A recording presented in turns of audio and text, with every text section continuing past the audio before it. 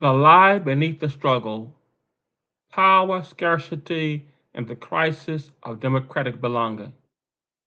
Please subscribe to my channel so that this profile will continue to expand and enlarge on the internet. Thank you so much. Today, I want to talk about something deeper than redistricting, deeper than voting maps, deeper than elections. I want to talk about the theology beneath the struggle over Black political representation in America. What we are witnessing was the Supreme Court dismantling the Voting Rights Act and their sustained and persistent support of the new Southern strategy of erasing Black congressional districts in the South. This effort is not simply political, it is religious, it is theological. Because at the base of this support is the white ecclesial political structure within American society. What we are witnessing is not merely legal, it is moral, it is spiritual, and at its deeper level, it is theological. Recent empirical analyses project that Black political representation in the Deep South may face its largest rollback since Reconstruction. Once again, recent empirical data project that Black political representation purchased with the blood of Goodman, Cheney, and Swarner at the Deep South may face its largest rollback since Reconstruction. States like Louisiana, Alabama, Georgia, and Mississippi are considered especially vulnerable under the new legal interpretation of Section 2 protections. The concern is not total erasure. The concern is structural weakening. The structural weakening of Black political power. Malcolm X said, it's either the ballot or the bullet. The concern is dilution, fragmentation. The cracking of Black political voting power across multiple districts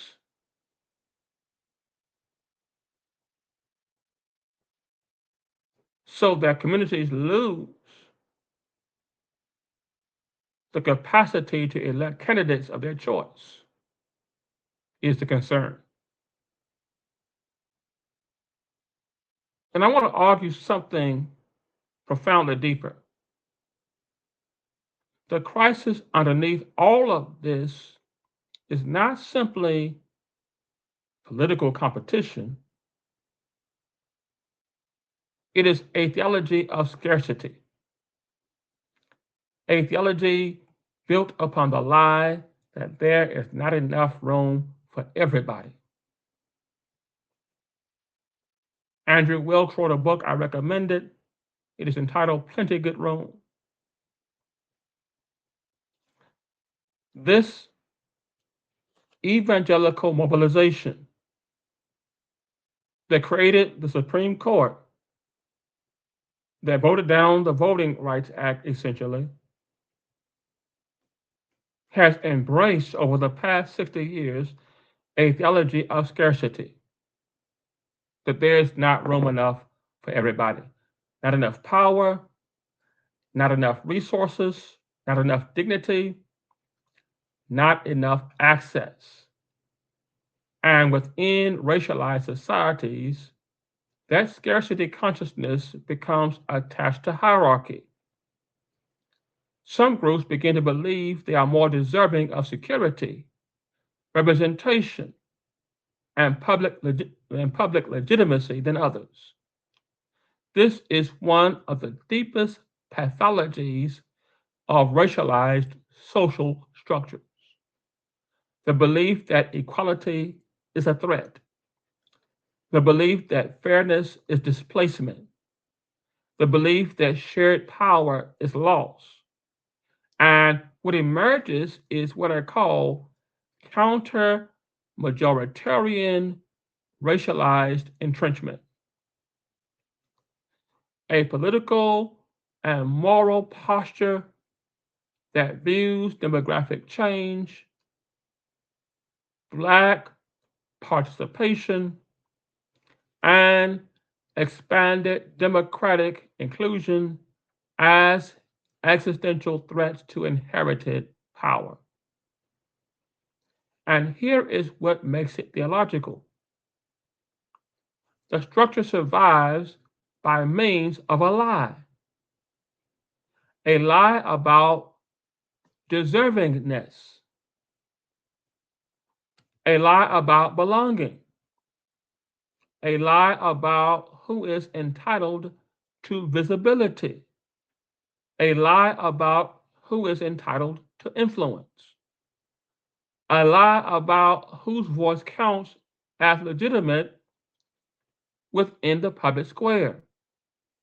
And according to the Christian tradition, the devil is the father of lies. That means domination requires distortion because people cannot sustain injustice without constructing narratives that morally justify exclusion. This is why entire systems develop myths about merit, danger, criminality, laziness, replacement, invasion, cultural decline. The lie must always explain why inequality is necessary, why inequity, to be more correct, is necessary. And one of the enduring lies in American history is that Black advancement, it is the lie that Black advancement threatens social order, that Black participation threatens stability, that Black representation threatens fairness, that Black visibility threatens democracy. And yet the gospel announces something radically different. Jesus says, I am the way, the truth, and the life. Notice that truth is liberating. You will know the truth, and the truth will set you free. Truth makes people free. Truth dismantles illusion. Truth exposes racial hierarchies. Truth reveals that human dignity is not a scarce resource. The kingdom of God is not organized around racial scarcity consciousness.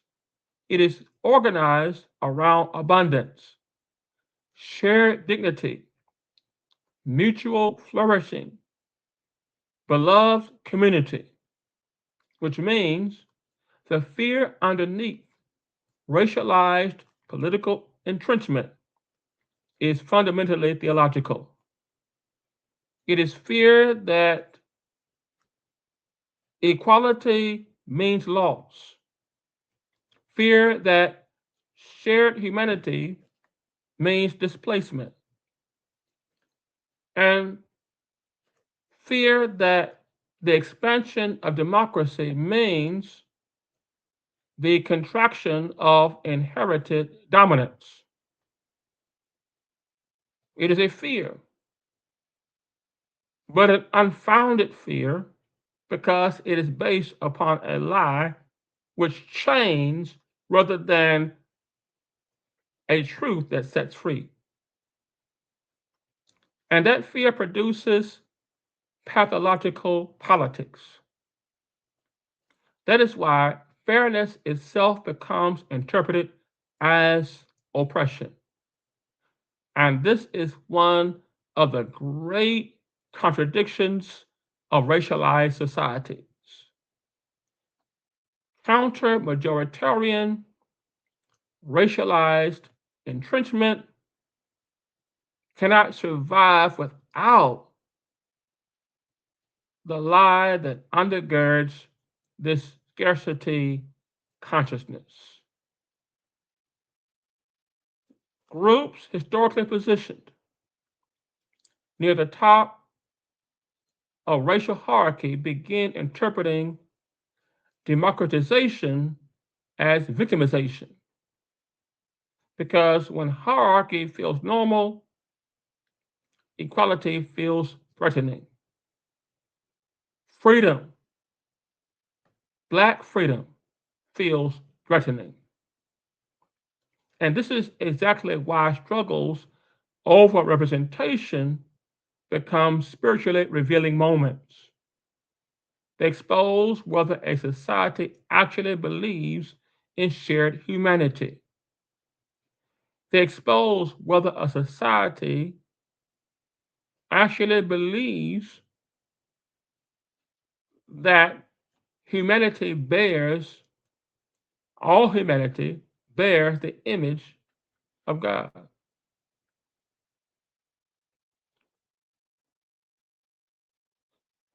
They expose, these struggles expose whether a society believes in shared humanity or merely managed hierarchy. And this is where Black political theology becomes important, not merely as an academic field, but as a mode of moral interpretation. Black political theology historically insists that democratic participation is tied to sacred dignity, that public visibility matters, that communal agency matters, that erasure is moral violence. And this is why the Black community has historically responded to political disenfranchisement not only with frustration, but with organized witness. Because the Black church tradition has long understood that oppression attempts not merely to limit opportunity, it attempts to distort identity, to convince communities they are powerless, disposable, peripheral. But the Black freedom tradition repeatedly transforms threat into consciousness, consciousness into solidarity, and solidarity into action. Therefore, what is meant for evil, God working through the Black community turns it around for the good. This is why empirical political science research often finds backlash, mobilization effects. Threats sometimes increases participation rather than suppressing it. But I would argue something deeper is happening. Communities are not merely reacting politically, they are responding morally, spiritually, communally, godly. They are rejecting the lie. And this is why the Black church still matters, not as a partisan institution, but as a truth-telling institution. A people formed around the conviction that every human being bears sacred worth, that no group possesses a divine right to domination, that democracy without shared dignity becomes hollow. And this brings us to what I refer to as prophetic diaconia. Diaconia means service. It's where we get the word from deacon in the church. Diaconia. Diaconia means service. But prophetic diaconia is what we need, because prophetic diaconia is not passive charity. It is public service rooted in truth-telling. It is the work of exposing lies that distort Black identity and communal life. It is service to human dignity, service to justice, service to visibility, service to democratic participation. Prophetic diaconia refuses the myth that there is only room for some. It requires confronting theologies of exclusion, masquerading as patriotism, order, or neutrality. And it requires building communities capable of resisting fear-based politics through solidarity, truth, and public moral witness. Moreover, we are living in a moment of crisis. And the real crisis is not demographic change, as those at the top of the racial hierarchy have convinced themselves. The real crisis is moral incapacity. A society unable to imagine abundance across difference because of its moral bankruptcy. The real crisis is the inability of a society to imagine shared flourishing. The real crisis is the inability of a society to imagine democracy without hierarchy. And that is ultimately why this moment matters. Because this is not really a struggle over maps, it is a struggle over truth itself. And the question is, will democracy be organized around fear or around shared humanity? Will communities embrace the lie of scarcity or the truth of beloved community? Will power continue to be protected through distortion, or will truth finally make people free? Thank you so much. You may subscribe to my certificate courses on Udemy. You'll find a plethora of courses that you can subscribe to, and also you can find my books on Amazon or wherever books are sold. Thank you so much.